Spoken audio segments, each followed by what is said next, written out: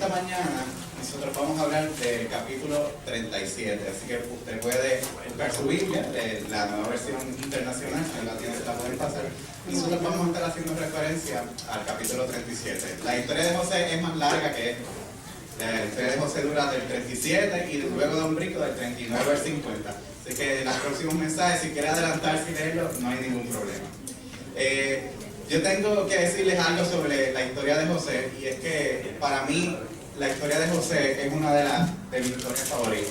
Yo normalmente tengo un plan de lectura de la Biblia y tengo unos capítulos específicos los que yo voy a leer todos los días. Pero me pasa que cuando llego a la historia de José no puedo. Empiezo a leerla y tengo que terminarla. Y cuando termino, la mayoría de las veces termino la historia con lágrimas en mis ojos. Y el relato de la vida de José es tan hermoso. Cuando tú vas leyendo, tú sientes esos sentimientos tan reales, como tú y yo los sentiríamos. Tú ves la mano de Dios obrando de manera poderosa, mostrando su amor, y tú dices, Dios indudablemente estaba presente en todo lo que está pasando. Así que, en nuestro tiempo que vamos a tener ahora, en esta mañana, exponiendo y reflexionando sobre la vida de José, yo les voy a pedir que se comprometan conmigo a hacer dos cosas. Vamos a leer bastante, ténganme paciencia. Esta no es una, esa por favor, ténganme paciencia. Pero primero yo quiero que ustedes estén bien atentos en identificar cuáles son esas cualidades quizás de José que nosotros podemos tener para nuestras vidas, ¿no? Y segundo, y lo más importante, que pongamos toda nuestra atención en conocer a Dios a través de José.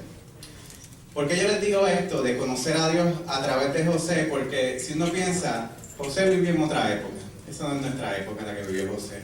La cadena de eventos y sucesos que pasó en la vida de José no va a ser la cadena de eventos que va a pasar con nosotros. Yo no puedo esperar que pase exactamente en mi vida lo que pasó en José, porque no va a pasar. Primero, Dios nos hizo diferentes. José era una persona diferente y única, y de la misma manera que nosotros somos diferentes y únicos. Dios nos hizo a nosotros de una manera particular, nos dio fortaleza, tenemos debilidades, y Dios va a obrar en nuestra vida de una manera diferente. Así que cuando yo miro a la vida de José o de cualquier otro personaje bíblico, yo no puedo pretender que va a pasar lo mismo y que yo voy a hacer lo mismo que José, porque soy diferente. Soy único y diferente, pero lo que sí sé es que Dios es el mismo. Y cuando yo veo lo que Dios está haciendo a través de la vida de José, yo estoy conociendo a Dios. Y como Dios es el mismo, lo que yo conozca de Dios en la vida de José, lo puedo aplicar a mi vida hoy. Y me lo puedo llevar. Y yo puedo ver cómo ese mismo Dios me puede llevar a ayudar a mí hoy, en mis circunstancias, en mi vida, a vivir y hacer lo que Él quiere que yo haga. Porque Dios es el mismo. Así que comprométase conmigo a hacer estas dos cosas. Y recuerde, la meta principal no es ser como José, es conocer a Dios y ser transformado por Él. El mensaje de hoy yo le he puesto un título que usted puede encontrar un poco extraño. Yo lo encuentro extraño. Dice José, el plan de Dios, la familia y el progreso del pecado. ¿Cómo eso hace sentido? Bueno, vamos a ir leyendo y vamos a ver cómo hace sentido. Quizás en esta mañana vamos a hacerlo un poco diferente a como normalmente explicamos, ¿no? Normalmente tenemos un tema y buscamos versículos de ese tema. En esta ocasión vamos a ir por el capítulo 37 en el orden en que está y vamos a ver qué temas nos trae el pasaje y vamos a ver qué enseñanzas Dios nos tiene que dar sobre Él mismo para nuestra vida. Y yo le voy a pedir que antes de comenzar este mensaje, vamos a ponernos en pie y vamos a orar.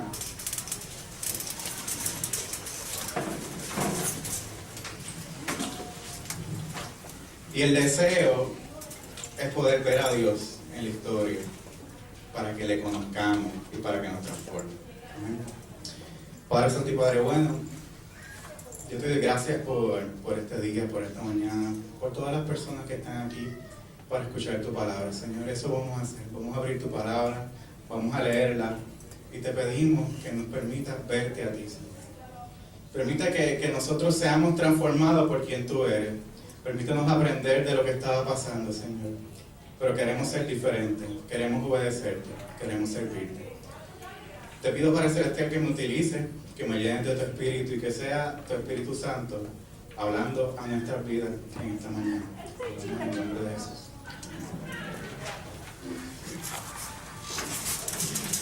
Vamos a comenzar leyendo, pero antes de eso decimos, bueno, ¿qué es lo primero que queremos saber? Nosotros queremos conocer un poco mejor a los personajes, las circunstancias, y vamos a comenzar leyendo el capítulo 37, el verso 1, y dice de esta manera: José se estableció en la tierra de Jacob se estableció en la tierra de Canaán, donde su padre había residido como extranjero. La historia de José comienza dejándonos saber que el lugar donde estaban y lo que estaban haciendo no era mera casualidad, ¿no? La razón de estar en Canaán y viviendo como extranjero era porque Dios a su bisabuelo, al bisabuelo de José, Abraham, le había dicho que esa era la tierra donde ellos iban a vivir y que él iba a tener una descendencia y que en esa descendencia y a través de su familia Dios iba a bendecir a todas las naciones de la tierra. Así que nosotros nos encontramos en que José y su familia están en el lugar donde están porque ese ha sido el plan de Dios, esa ha sido la voluntad de Dios. Así que nosotros podemos decir fácilmente que la historia de José se encuentra en el centro del plan de bien que Dios quiere para nosotros, que Dios quería para este mundo y que quiere para este mundo. Y nosotros, ya que estamos más adelante en la historia, en este tiempo, nosotros sabemos que en ese lugar donde estaban viviendo, que a través de esa familia llegó Jesucristo. Y a través de Jesucristo, Dios bendice a todas las naciones de la tierra. Así que esta historia no está de casualidad, ellos no están ahí de casualidad, ellos están ahí porque es el plan de Dios y Dios quiere hacer algo en la vida de José, utilizando a toda su familia. Así que yo creo que no sé cuántas veces ustedes se han puesto a pensar, y cuando nos enfrentamos a personas como José o quizás a otros personajes bíblicos, nosotros nos podemos preguntar, ¿por qué razón Dios nos habrá seleccionado a ellos para utilizarlos para su obra, ¿no? ¿Qué tendrán? ¿Tendrán algo especial? ¿Tendrán algo que sea único? Por esa razón Dios los quería elegir. No sé si usted se ha hecho esa pregunta, ¿no? ¿Me podrá Dios usar a mí en algo grande, en algo bonito? Bueno, yo creo que le vamos a leer Génesis 37:2 y vamos a dejar que el pasaje nos diga quiénes eran estas personas, qué estaba pasando y cuán normal o no normal eran las personas. Dice, esta es la historia de Jacob y su familia. Cuando José tenía 17 años, apacentaba el rebaño junto a sus hermanos. El joven José solía informar a su padre de la mala fama que tenían estos hermanos suyos. Lo primero que nos dice la historia era que José era un adolescente de 16 años y que era un adolescente normal que hacía cosas normales. Si estuviésemos en este tiempo, ¿qué diríamos? Probablemente sería un alitín normal, que está en el colegio, que próximamente va para la universidad y está haciendo lo que todos los demás hacen. En esto no estamos viendo algo espiritualmente grande o alguna cualidad particular de José, estamos viendo que José era una persona normal, viviendo su vida normal y haciendo lo que cualquier joven de su edad haría en ese tiempo. Entonces el versículo 2 nos dice también un poco más de información, nos está hablando de sus hermanos y aparentemente no se portaban bien. Los hermanos de José decía que tenían una mala fama. Y estamos hablando de la familia que Dios decide elegir para llegar a Jesucristo y estamos viendo que en ellos, los hermanos de mala fama, ¿no? De momento y de primera instancia nosotros empezamos a decir, me parece que José y su familia es una familia común. Parecen de lo más ordinarios, ¿no? Yo tengo a mi cuñado que tiene una frase célebre que a mí me da mucha risa, que dice, toda familia parece normal hasta que los conoce. Y cuando uno está observando esta familia y cuando uno ve todas las cosas que Dios hace al final, uno podría decir, esta familia es bien especial. Pero cuando uno empieza a mirar los detalles de la familia, uno dice, no parece tan especial. Esta familia, en todo caso, parece común. Y en realidad es una familia común, que Dios decide elegirlos para hacer algo poderoso en sus vidas. ¿No se parece un poco a ustedes? ¿No se parece un poco a mí? La familia de José. Bueno, pero la historia continúa, nos damos cuenta que no vemos nada que resaltar hasta ahora de la familia, y la historia continúa y nos empieza a hablar un poquito de cómo empiezan los problemas en esta familia o continúan. Dice en Génesis 37:3, Israel amaba a José más que a sus otros hijos, porque lo había tenido en su vejez. Por eso mandó que le confeccionaran una túnica muy elegante. En otras versiones se piensa en una túnica de oro. Ahora bien, yo creo que todos nosotros podríamos estar de acuerdo con el hecho de que el hijo pequeñito tiene algo especial, ¿no? Yo le voy a pedir ahí está Silverio. Cuando tú ves a uno que le dice esa foto Mr. Simpatía, no a mí, que es al bebé, Mr. Simpatía. Cuando tú tienes un bebé en la familia, el nuevecito, tú dices, oye, hay un cariño especial, ¿por qué no? Si es un bebé, ¿quién no se enternece ante un bebé y le tiene un cariño especial? Yo creo que no hay nada malo en eso. El problema comienza cuando empezamos a tratar a ese o a cualquier otro hijo como si tuviera más valor que los demás. Porque tener un sentimiento por un bebecito como ese, ¿cómo no se enternece el corazón? Yo estoy seguro que ustedes se le enternece al verlo.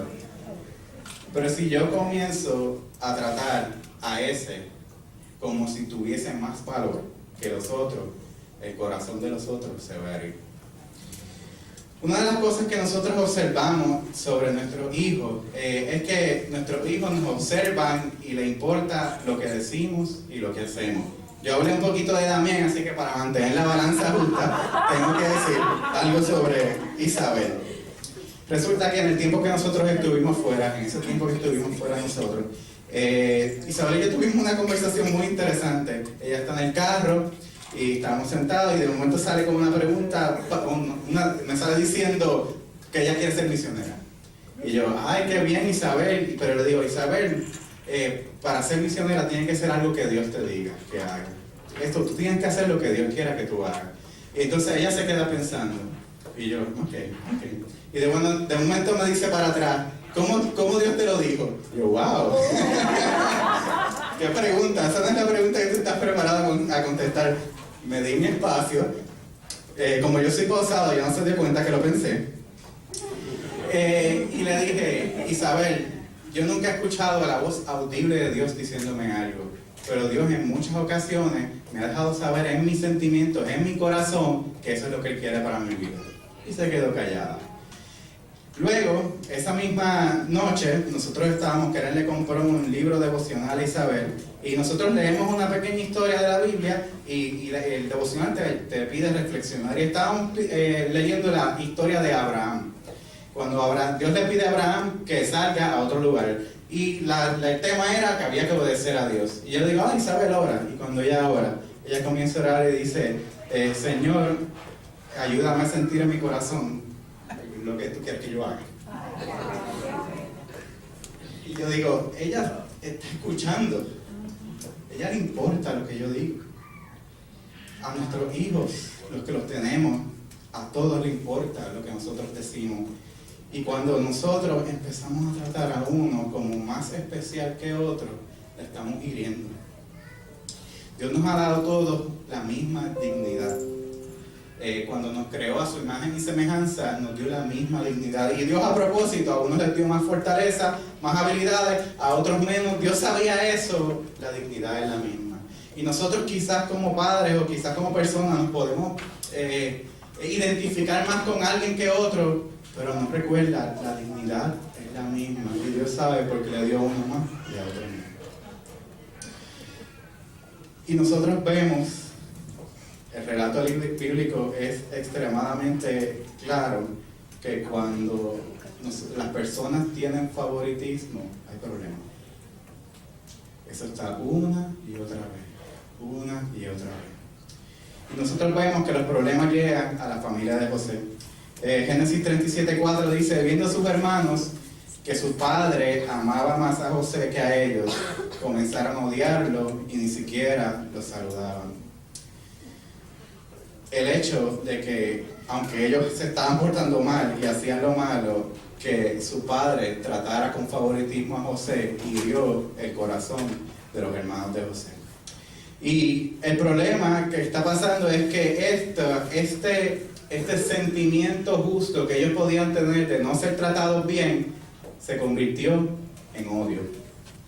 Y decía que lo odiaban y que lo odiaban, y la manera en que lo estaban expresando era, ni siquiera le saludaban, dice ahí.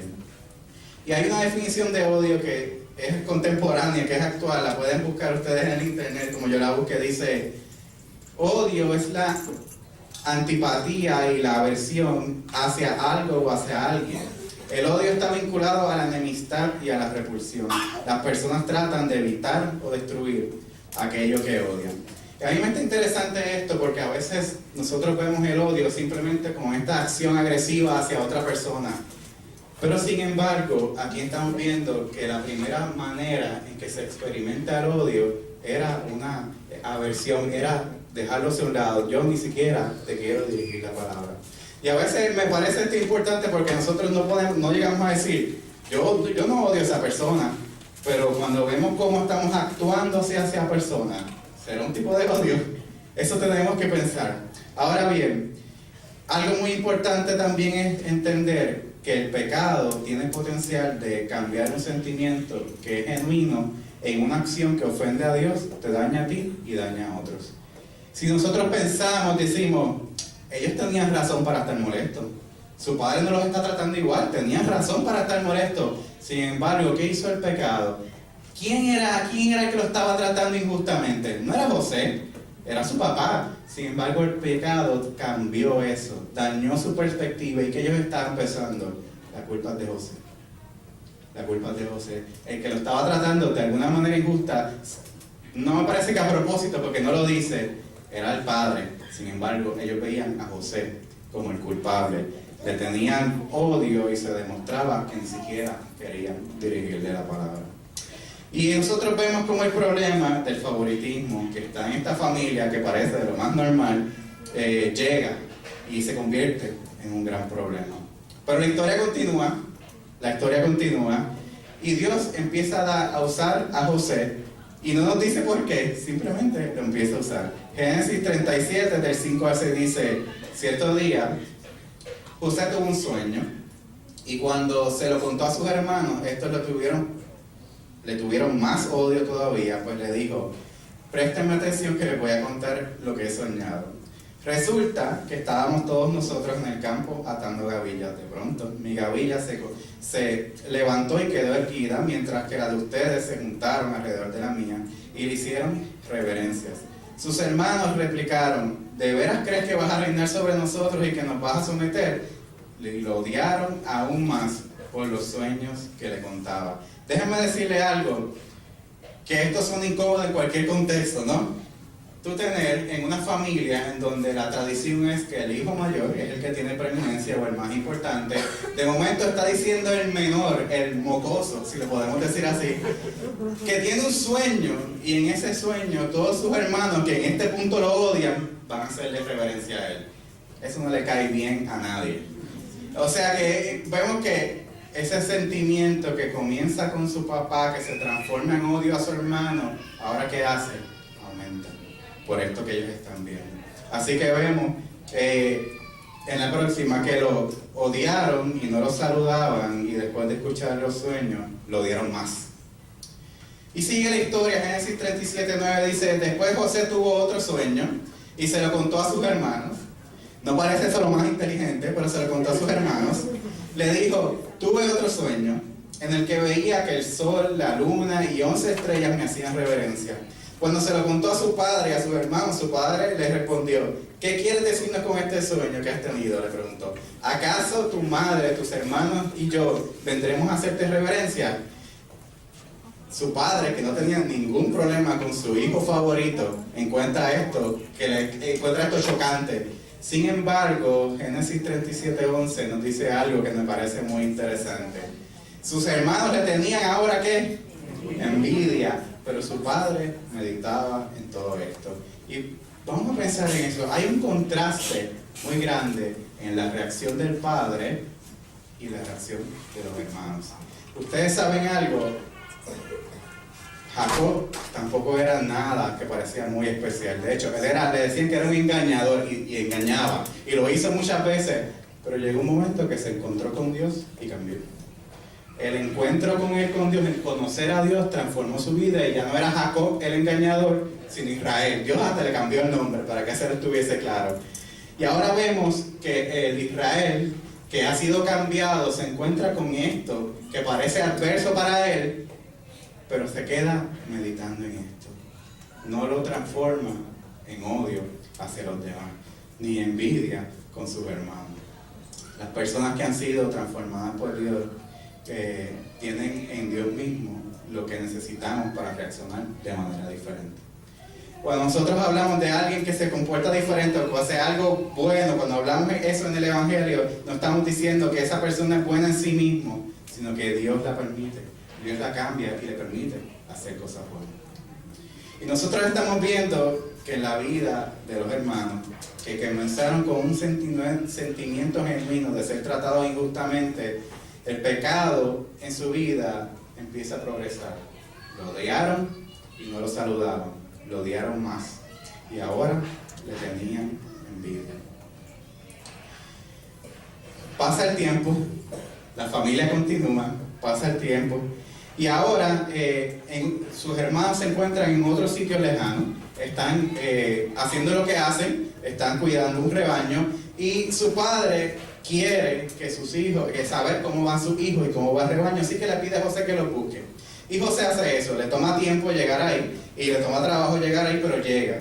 Y entramos a Génesis 37, del 17 al 18, dice: José siguió buscando a sus hermanos y los encontró cerca de Dotán.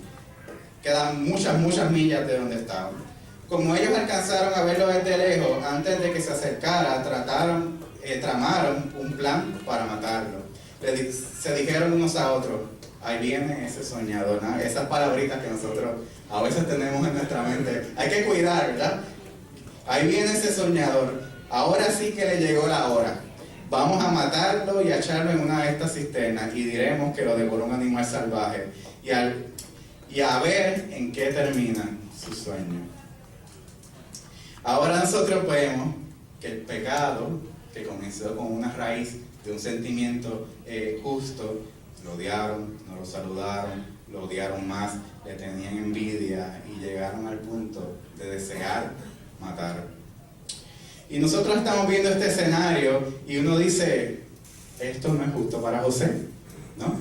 El que el padre haya hecho así, se haya comportado de esa manera, el que sus hermanos se estén comportando de esa manera, no es justo para José. Sin embargo, José está siendo afectado por el pecado de los demás y uno dice: ¿hasta cuándo, verdad?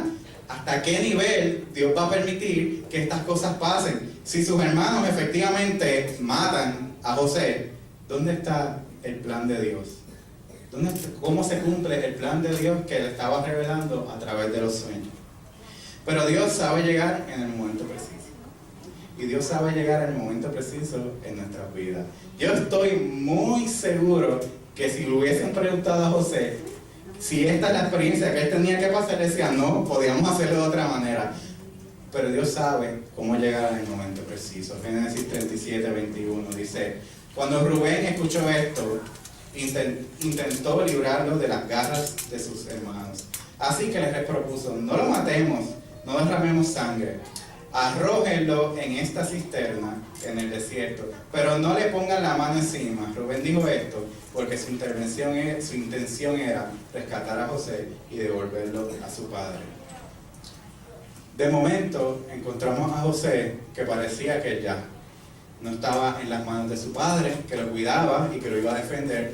Ahora está lejos de su padre, nadie está mirando, están los hermanos con estos sentimientos de odio, literalmente lo quieren matar.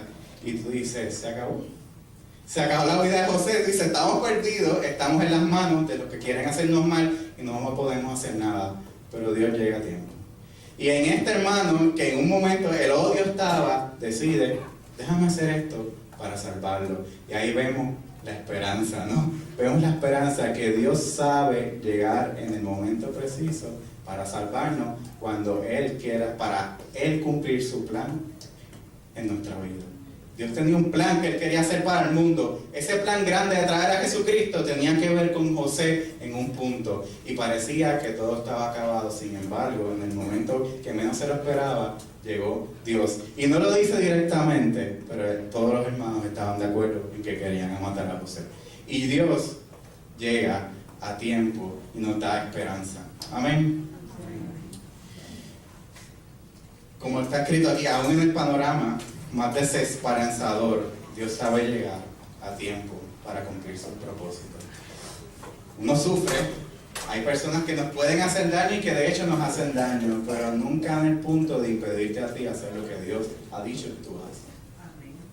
Dios va a cumplir lo que ha propuesto para tu vida. Y nadie, por más poderoso que parezca, lo va a impedir.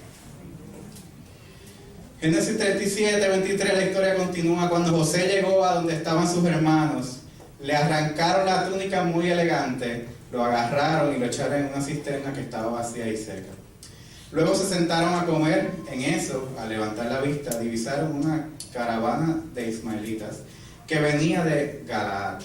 Sus camellos estaban cargados de perfumes, bálsamo y mirra que llevaban de Egipto.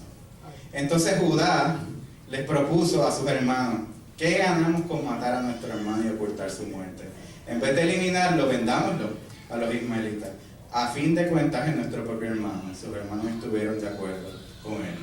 Así que cuando los mercaderes madianitas se acercaron, sacaron a José de la cisterna, se lo vendieron a los ismaelitas por 20 monedas de plata. Fue así como se llevaron a José. Y cuando Rubén volvió a la cisterna y José ya no estaba, se rasgó las vestiduras en señal de duelo. Regresó entonces a donde estaban sus hermanos y les reclamó: ya no está ese muchacho, y ahora, ¿qué hago? Es interesante ver, ¿no?, que ellos le tienen un poco de misericordia a José, pero era para sacar provecho, ¿no?, para sacarle por lo menos algo de dinero. ¿Por qué matarlo solamente si lo que queremos es deshacernos de él y si podemos generar un poco de ingreso en el proceso? Óigame, esto no es maldad. Esto no es maldad en toda su expresión.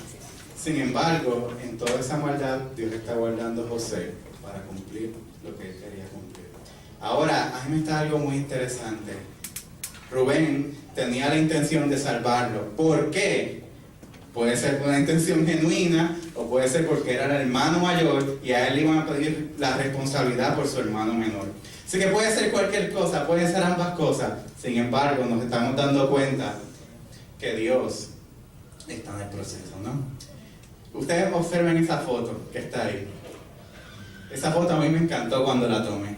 Nosotros estuvimos en un tiempo en Colorado. Esa montaña está bien bonita, el camino estaba muy lindo. Yo dije, adelante ustedes. Y yo tomé la foto como que ustedes están caminando. La tomé, me encantó. Dije, esta va a ser mi foto de wallpaper de mi computadora. Y esa es.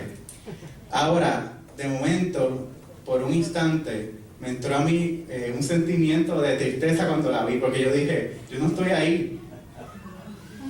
Y de momento me sentí que ellos se estaban alejando de mí y que yo no estaba con ellos para protegerlos. Y Jacob, Israel y Rubén, en un momento cuando querían algo bueno para su hermano, se dieron cuenta que ella estaba fuera de sus manos, que ellos no estaban cerca para protegerlo. Sin embargo, Dios es el que tiene el control. Yo dije, voy a mantener la foto aún con el sentimiento que tengo cuando la miro, porque es mi acto de fe de que yo sé que mi familia no está protegida en mis manos, sino en las manos de Dios. La vida de José parecía que estaba protegida en las manos de su padre hasta un punto. Parecía que estaba protegida en las manos de Rubén, que quería salvarlo, hasta un punto. Pero finalmente estaba protegida por la mano de Dios. Y nosotros tenemos que mirar a sí mismos, a nuestras familias. Hay veces que el cuidado que queremos o podemos darle a quienes amamos llega hasta un punto. Y tenemos que darnos cuenta y descansar en paz de que Dios es el que tiene el control. Y Dios no va a permitir que nada le pase hasta que yo o ustedes hagamos eso que Dios quiere que nosotros hagamos para nuestra vida. El propósito de Dios para nosotros no va a ser dañado por el pecado de otro. El pecado de otro nos puede afectar de muchas maneras, pero no va a llegar al punto de que tú no cumplas lo que Dios quiere para tu vida. Dios está en control.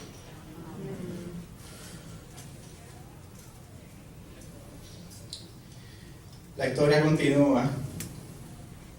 Génesis 37, de 31 al 32.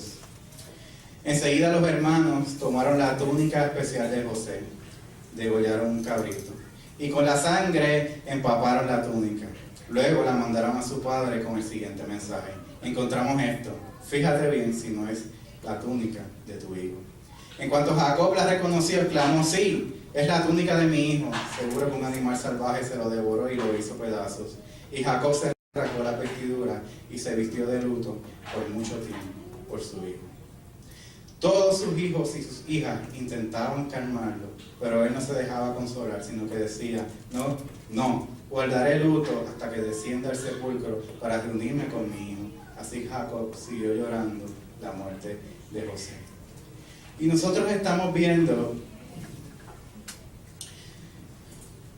que el pecado en la vida de los hermanos, que comenzó con un sentimiento genuino, sigue progresando para mal, progresando para mal.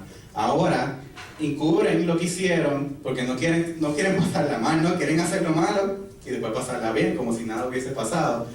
Y continúan, ¿y qué es lo que pasa? El papá les rompe el corazón, ¿no? Él quiere morirse por la muerte de su hijo. Sin embargo, ellas tratan de consolarlo. ¿Qué consuelo genuino pueden tener las personas que le están mintiendo en la cara? Sus hijos sabían todo lo que estaba pasando. Rubén sabía que podían tratar de buscarlo. No dicen nada, se quedan callados, están encubriendo todo y dejan que su papá, vamos a decir entre comillas, exagerando, se muere de tristeza. El pecado sigue progresando en la vida de ellos. Lo odiaron y no lo saludaban. Lo odiaron más. Le tenían envidia. Desearon matarlo y lo vendieron finalmente. Y después mintieron y mantuvieron una mentira. Luego llega Génesis 37, 36, dice: en Egipto los madianitas lo vendieron a un tal Potifar, funcionario del faraón y capitán de la guardia. Y ahí termina la historia que queremos hablar hasta el día de hoy. Ahora, nosotros hemos visto muchas cosas de esta historia, ¿no? Hemos visto que hay un plan de Dios, que cuando nosotros nos encontramos en ese plan de Dios no va a haber nada que pueda impedir que esto ocurra, ¿no? Es lo que Dios va a hacer. Podemos ver que el pecado que no se atiende progresa. Que el pecado que puede haber salido de algo genuino, de una injusticia genuina, si se convierte en pecado, progresa para mal. De todos, de ti mismo, de tu prójimo, de todo el mundo. Y a veces yo creo que nosotros tomamos muy livianamente cuando sabemos que hemos pecado y no queremos hacer un cambio en nuestra vida. Cuando tenemos una conducta que claramente nosotros podemos identificar en la Biblia que es pecaminosa y no queremos hacer nada. Pensamos que es inofensivo, ¿no? Que podemos mantener esto, pero si nosotros vemos la historia, lo que está pasando con estos hermanos, estamos viendo que el pecado desatendido progresa. Y progresa para mal, no para bien. Sin embargo, nosotros tenemos en Jesucristo el que nos puede perdonar y que nos puede sanar. Y que nos puede guiar de la manera correcta para atender quizás algo que en su raíz tenía razón de ser. Pero como llegó el pecado, lo distorsionó para hacer daño a ti y a los demás. Y yo quiero que ustedes piensen, y yo quiero que ustedes se examinen en su corazón. Porque lo que no quiero es que dejen un pecado desatendido, sino que entiendan, hay alguien que te quiere perdonar y que te quiere sanar y que quiere evitar que tu pecado dañe a ti y a los demás. Yo quisiera hacer una oración con ustedes. Yo normalmente les pido pónganse en pie, no se pongan en pie. Cierren sus ojos.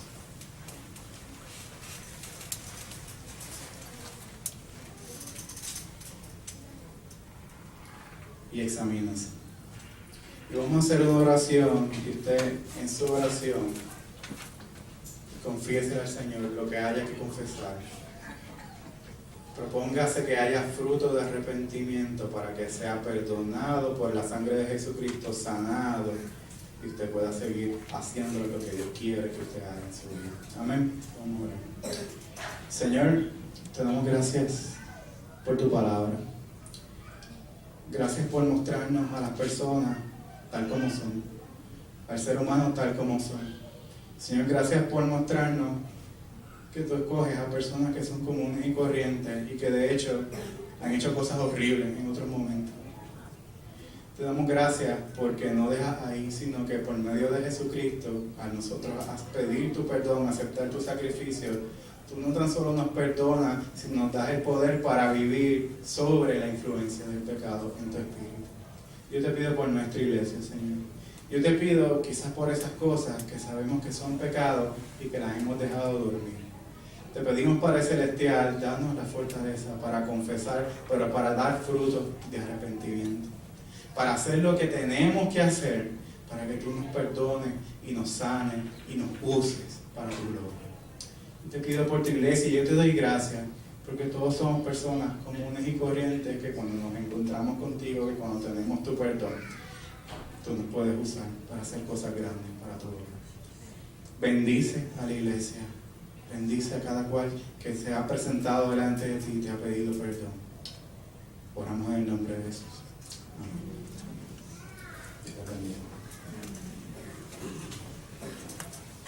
La historia de José no termina ahí. Si terminara ahí sería una historia de terror. Pero no es una historia de terror. Dios se glorifica grandemente al final. Nos faltan los próximos 2 domingos.